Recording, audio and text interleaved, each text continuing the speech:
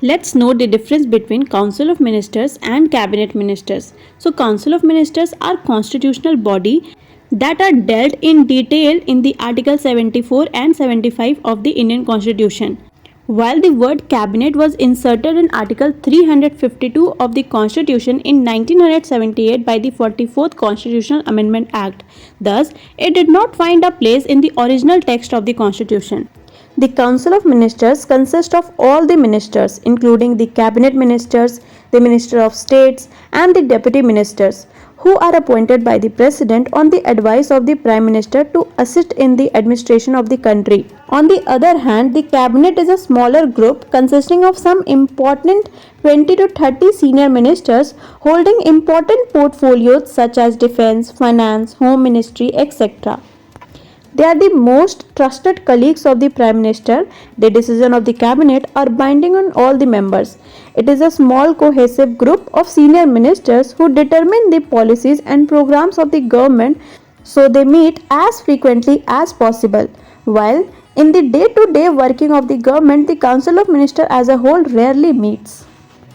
In the 91st Constitutional Amendment Act, it was stated that the total number of ministers, including the Prime Minister, in the Central Council of Ministers shall not exceed 15% of the total strength of the Lok Sabha. For instance, the total strength of the Lok Sabha at present is 543.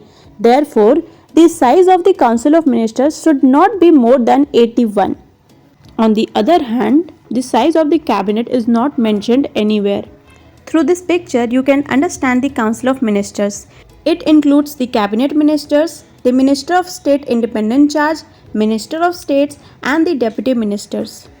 The Cabinet Ministers are the subdivision of Council of Ministers and holds much more power and responsibility than the Council of Ministers. All the members of the Cabinet are the members of the Council of Ministers, but all the members of the Council of Ministers are not the members of the Cabinet.